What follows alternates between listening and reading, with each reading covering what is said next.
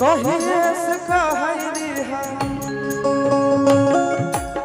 कहिए से कहरी है दिल तरसा। ये गाना हम अपने जितने भी माताएं एवं बहनें इधर है उसी सब के लिए गाए थे स्पेशल।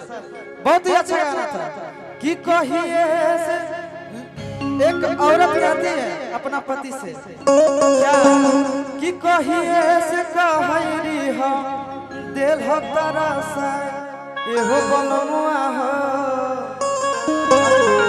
एहो करे जाहो दुमका वाला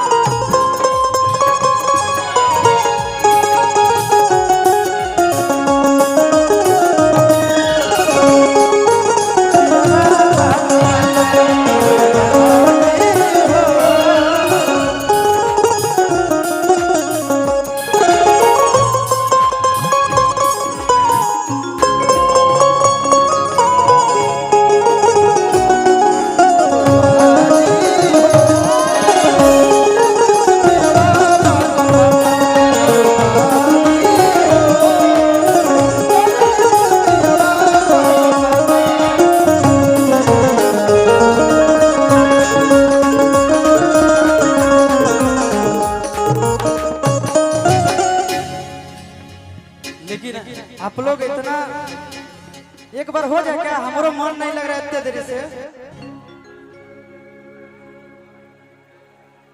राम जी पासवान मुखिया जी की तरफ से 500 रुपया का पुरस्कार है। भगवान करे हमेशा आप सुखी रहिए। बोलिए ना। सुमित कुमार जी की तरफ से बहुत बहुत पुरस्कार है। हाँ एक बार यार भर्ती पटना में गा दिया जाए कि कोठावा पर से लैटावा बरवा भूख भूख रे छौड़ा। अच्छा को गाना सुने थे अभी कल परसों में कि खाई के मन कर रहा चरवा।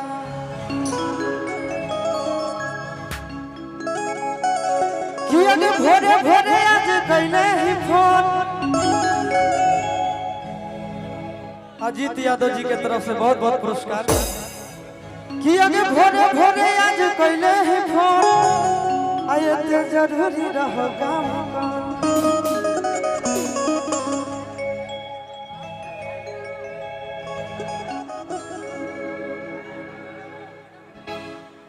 अच्छा छोटू विक्रम टेम्पो जी के बहुत उसके तरफ से बहुत बहुत पुरस्कार है।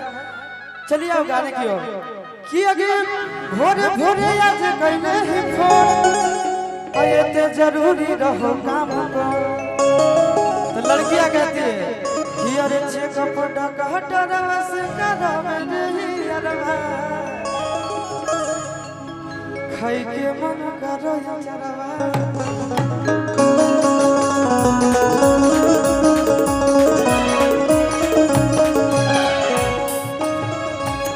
और के भोरे भोरे आज कैले ही फोन एते जरूरी रहो काम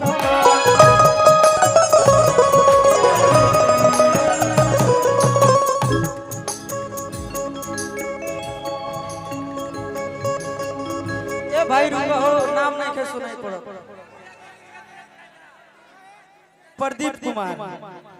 प्रदीप यादव। अच्छा हाँ दे भाई दे के बार दे नदिया के तीरे तीरे।